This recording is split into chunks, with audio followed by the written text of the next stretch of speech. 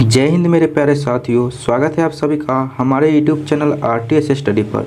दोस्तों आज इस वीडियो में कवर करेंगे हिंदी का प्रीवियस ईयर क्वेश्चन करेंगे। तो दोस्तों वीडियो पूरा अंत तक देखिएगा। चैनल पर पहली बार आए हैं तो चैनल को सब्सक्राइब करके साथ में बेल का ऑल का घंटी दबा लीजिएगा ताकि आपको हर वीडियो का नोटिफिकेशन मिल सके। तो चलिए दोस्तों स्टार्ट करते हैं। Question number 26। दोस्तों बता दूं कि आपको जिस बुक से हमने ये प्रीवियस ईयर क्वेश्चन लिया है उस बुक में आपको 26 से 50 तक ये हिंदी का प्रीवियस ईयर क्वेश्चन दे रखा था, तो वही आपको 25 क्वेश्चन कराने वाले हैं। तो चलिए दोस्तों बिना देरी के स्टार्ट करते हैं क्वेश्चन नंबर 26 से। तो क्वेश्चन नंबर 26 और 27 आपको एक ही पैटर्न पर क्वेश्चन दे रखा है। इसके लिए निर्देश दे रखा है और निर्देश में दिया हुआ है कि नीचे दिए गए प्रत्येक प्रश्न में गाढ़े छपे शब्द को संभावित तात्पर्य दिए गए हैं, इनमें से सही विकल्प चुने। ठीक है, यानी कि इसमें सही विकल्प बताना है। तो यहाँ पे 26 नंबर क्वेश्चन में दे रखा है कि आकाशवृत्ति, आकाशवृत्ति का सही विकल्प कौन सा हो जाएगा। ऑप्शन नंबर ए में है कि इनाम स्वरूप प्राप्त धन, बी में दे रखा है कि आकस्मिक जीविका, सी में है देवताओं की वाणी और डी में दे रखा है भाग्य से मिला धन। तो आकाशवृत्ति के लिए जो विकल्प आपको सही हो जाएगा तो ये ऑप्शन नंबर बी में जो दे रखा है कि आकस्मिक जीविका, वो इसका राइट आंसर हो जाएगा। तो आपको 26 का बी नंबर करेक्ट आंसर हो जाएगा दोस्तों। ठीक है, नेक्स्ट क्वेश्चन अगला है 27 नंबर। 27 नंबर में करेगी दुस्तर, दुस्तर का कौन सा विकल्प सही हो जाएगा दुस्तर के लिए। ऑप्शन नंबर ए में है कि जिसके पार जाना कठिन हो, जो अच्छे स्तर का न हो, जिसे वेदना कठिन हो, या दोहरे स्तर वाला। तो दुस्तर के लिए कौन सा विकल्प है आप लोग कमेंट में बताइएगा अगर आप लोग को आ रहा है तो इसका आंसर हो जाएगा जो ऑप्शन नंबर ए में जो दे रखा है कि जिसके पार जाना कठिन हो। तो दुस्तर का अर्थ हो जाता है कि जिसके पास जाना कठिन हो। ठीक है, तो ऑप्शन नंबर ए इसका राइट आंसर हो जाएगा 27 नंबर का। नेक्स्ट क्वेश्चन की बात करते हैं अगला 28 नंबर। 28 से 29 जो दे रखा है ये भी आपको एक ही पैटर्न पर क्वेश्चन दे रखा है। इसके लिए भी निर्देश दे रखा है। निर्देश में बताया गया है कि इसमें क्या करना है। दे रखा है कि रेखांकित वाक्यांश के लिए एक शब्द का चयन कीजिए।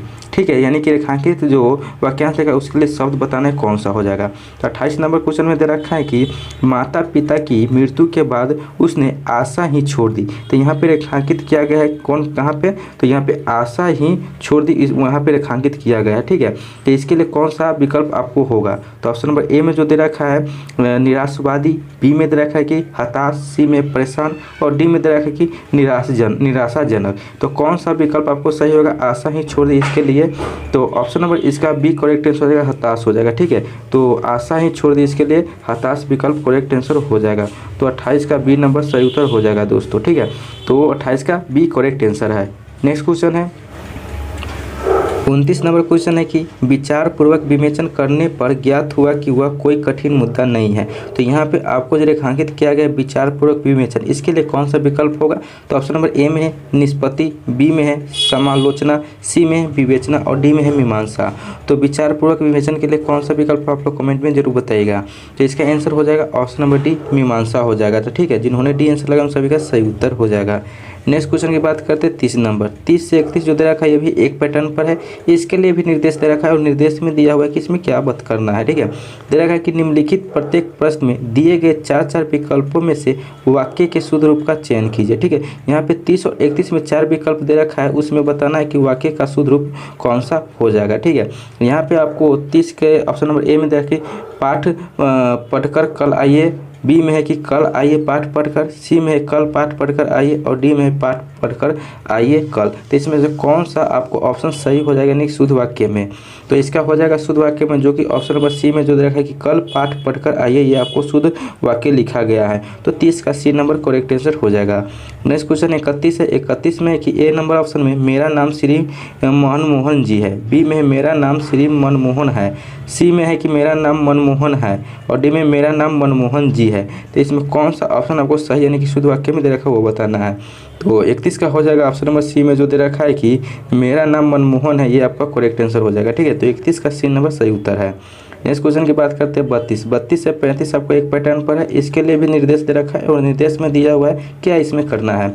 दिया हुआ है निर्देश में कि निम्नलिखित प्रत्येक 4 विकल्पों में से बेमेल शब्द को चुनिए। यानी कि 4 विकल्प दिया, इसमें से आपको अलग छांटना है। 3 एक समान है लेकिन एक अलग है, उसी को छांटना है। तो 32 नंबर के ऑप्शन नंबर ए में है शोक, बी में है संताप, सी में है निषाद और डी में है मोद। तो इसमें से बेमेल शब्द कौन है वो बताना है। तो इसमें से बेमेल शब्द जो हो जाएगा तो यह जो मोद दे रखा है मोद यानी कि ऑप्शन नंबर डी में, ये आपको बेमेल शब्द हो जाएगा। तो 32 का आपको हो जाएगा डी नंबर करेक्ट आंसर हो जाएगा। ठीक है, अगला है कि आपको 33 नंबर के ऑप्शन नंबर ए में दे रखा है कि पावस, बी में बरसात, सी में दे रखा है कि आपको वृत्ति, डी में वृष्टि। तो इसमें कौन सा आपको विकल्प हो जाएगा जो कि आपको सही आपको यानी कि बेमेल दे रखा है वो बताना। तीन को आपको एक समान का है लेकिन एक अलग है, उसी को बताना है।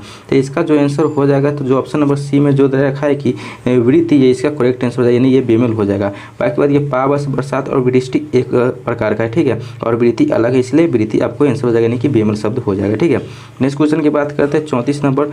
34 में भी आपको दे रखा है ऑप्शन नंबर ए में दूरदर्शन, बी में समाचार पत्र, सी में रेडियो, डी में संवाहक। तो इसमें कौन बेमेल है वो बताना है। तो इसमें जो बेमेल हो जाएगा तो जो ऑप्शन नंबर डी में जो दे रखा है कि आपको संवाहक, ये आपको बेमेल हो जाएगा। बाकी बात जो ये दूरदर्शन, समाचार पत्र और रेडियो ये आपको एक प्रकार का है, संवाहक अलग हो जाएगा, ठीक है। अगला है आपको 35 नंबर। 35 नंबर के ऑप्शन नंबर ए में है पत्नी, बी में स्त्री, सी में है श्रृंगार और डी में है पुत्री। तो इसमें कौन सा बेमेल है वो बताना है। तो इसमें बेमेल की बात करें तो बेमेल हो जाएगा श्रृंगार। श्रृंगार जो है आपको तीनों से भिन्न है। बाकी बात पत्नी, स्त्री, पुत्री ये सभी आपको एक प्रकार का है, ठीक है। तो 35 का सी नंबर सही उत्तर है। नेक्स्ट क्वेश्चन है आपको 36 से 37, ये भी आपको एक प्रकार का है। इसके लिए निर्देश दे रखा है। निर्देश में दिया है निम्नलिखित प्रत्येक प्रश्न में दिए गए शब्द में प्रयुक्त संधि के प्रकार का चयन दिए गए विकल्प में से कीजिए, ठीक है। आपको यहाँ पे 36 और 37 में आपको संधि का प्रकार बताना है। तो 36 नंबर में आपको जो दे रखा है शब्द कि मातृन, मातृन में कौन सा संधि हो जाएगा।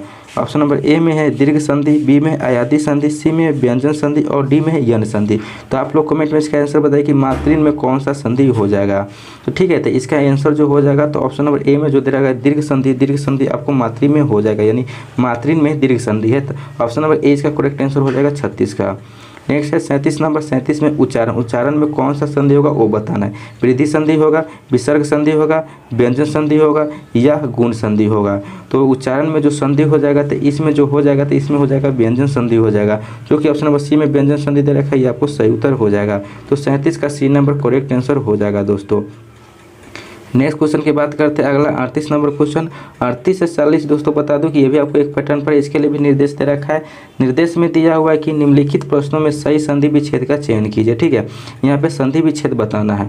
38 में देखा है अब्ज, अब्ज का सही संधि विच्छेद कौन होगा।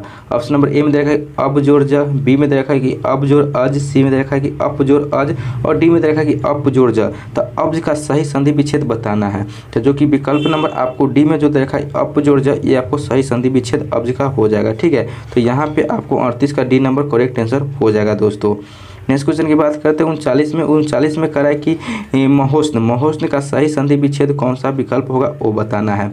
तो यहाँ पे ऑप्शन नंबर ए में है कि महुजोर उष्ण, बी में है कि महाजोर उष्ण, सी में है कि महोजोर उष्ण, डी में है कि महाजोर उष्ण। तो इसमें कौन सा विकल्प होगा वो बताना है।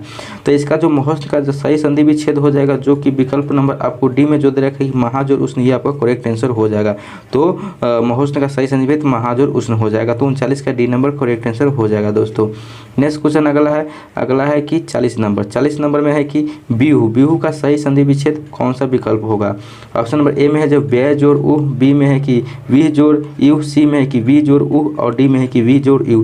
तो बिहू का जो सही संधि विच्छेद हो जाएगा, जो कि ऑप्शन नंबर सी में देखा है बी जोड़ उह, इसका सही संधि विच्छेद हो जाएगा। तो 40 का सी नंबर करेक्ट आंसर हो जाएगा दोस्तों, ठीक है।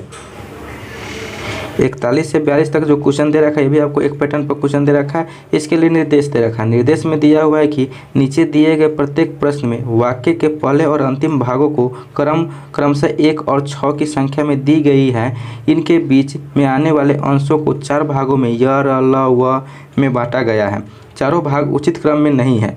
वाक्य को ध्यान से पढ़कर दिए गए विकल्पों में से उचित क्रम को चुनिए, ठीक है। यहाँ पे आपको 41 और 42 में आपको जो 1 से 6 तक संख्या दी गई है, 1 और 6 वही रहेगा। बाकी बीच में जो य, र, ल, व दे रखा है, आपको एक क्रम में नहीं दे रखा है। तो वही य, र, ल, व को आपको सजाना है कि कौन सा विकल्प कैसे आपको सजेगा, किस ढंग से, ठीक है। तो यहाँ पे 41 में 1 में दे रखा है धनिया के नाक सिकोड़कर कहा, य में दे रखा है उनका नाम सुनकर, र में देखा है मैंने तुमसे 100 बार, ल में देखा है मेरे मुँह पर भाइयों का बखान न कियो करो, व में दे रखा है कि 1000 बार कह दिया कि, और 6 में दे रखा है कि मेरी देह में आग लग जाती है। तो यहाँ पे दोस्तों कि 1 और 6 नंबर सेम रहेगा, और य र ल व दे रखा है, इसमें आपको एक क्रम में नहीं दे रखा, वही आपको सजाना है। तो इसमें जो आपको एक क्रम में हो जाएगा तो हो जाएगा कि एक के बाद आपको आ जाएगा, तो एक के बाद आपको यहाँ पे आ जाएगा कौन, तो यह र वाला आ जाएगा, यानी कि मैंने तुमसे 100 बार। उसके बाद आपको आ जाएगा तो वह आ जाएगा जो कि दे रखा है कि 1000 बार कह दिया, और उसके बाद आ जाएगा तो ल आ जाएगा। ल में दो देखा, मैंने मुँह पर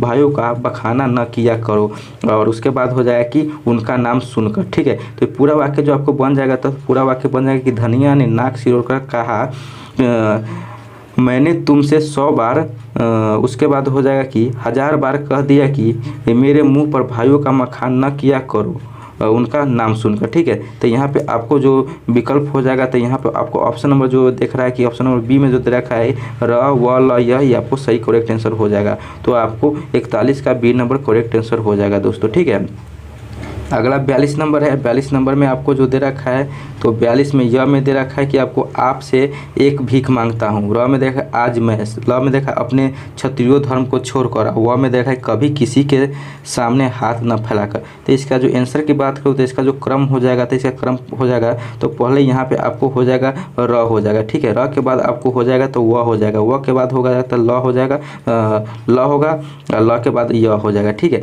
तो आपको इस क्रम में आप कौन से विकल्प में दे रखा है, तो यहाँ पे जो आपको जो विकल्प दे रखा है, विकल्प आपको ये में दे रखा है कि र व ल य, वो आपको विकल्प हो जाएगा, यानी कि 42 का ए नंबर करेक्ट आंसर हो जाएगा दोस्तों। ठीक है, नेक्स्ट क्वेश्चन की बात करते हैं 43 से 44 पे आपको एक पैटर्न पर है। इसके लिए भी निर्देश दे रखा है। निर्देश में दिया है निम्नलिखित प्रत्येक शब्द के लिए उनके नीचे दिए गए विकल्पों में से उपयुक्त समास छाटिए। ठीक है, आपको 43 से 44 में आपको समास छाटना है। ठीक है, यहाँ पे 43 में जो शब्द दे रखा है कि देशांतर, देशांतर में कौन सा समास है वो बताना है। ऑप्शन नंबर ए में क्रमधारय समास, बी में द्विगु समास, सी में द्वंद्व समास, और डी में है बहुब्रीहि समास। तो आप लोग भी बताइए कि देशांतर का में कौन सा समास है। ठीक है, तो देशांतर में समास जो हो जाएगा, तो इसमें क्रमधारय समास हो जाएगा, जो कि ऑप्शन नंबर ए में दे रखा है, ये इसका करेक्ट आंसर है। तो देशांतर में कौन सा समास है, तो क्रमधारय समास है, ये आपको ध्यान रखना है। नेक्स्ट है आपको 44 में 31 में कौन सा समास है, तत्पुरुष समास, द्विगु समास, द्वंद्व समास या क्रमधारय समास। तो 31 में जो हो जाएगा, तो 31 में यहाँ पे हो जाएगा आपको द्वंद्व समास हो जाएगा, जो कि आपको ऑप्शन नंबर यहाँ पे आपको जो दे रखा है कि सी में जो दे रखा है, आपको क्या दे रखा है, तो यहाँ पे द्वंद्व दे रखा है, तो सी वाला करेक्ट आंसर हो जाएगा द्वंद्व समास। ठीक है, तो 44 का सी नंबर करेक्ट आंसर हो जाएगा। ठीक है दोस्तों, नेक्स्ट है 45 नंबर। 45 में है कि रसनिधि किस कवि का उपनाम है, लक्ष्मण प्रसाद का, बेनी माधव का, पृथ्वी सिंह का या अब्दुल रहमान का। तो आप लोग भी कमेंट में इसका आंसर बताइए कि रसनिधि किस कवि का उपनाम है। ठीक है, तो रसनिधि जो हो जाएगा यह पृथ्वी सिंह का उपनाम है, तो ऑप्शन नंबर सी इसका करेक्ट आंसर हो जाएगा। आपको यहाँ पे 45 का सी नंबर करेक्ट आंसर हो जाएगा दोस्तों। ठीक है, क्या होगा, तो 45 का सी नंबर सही उत्तर है।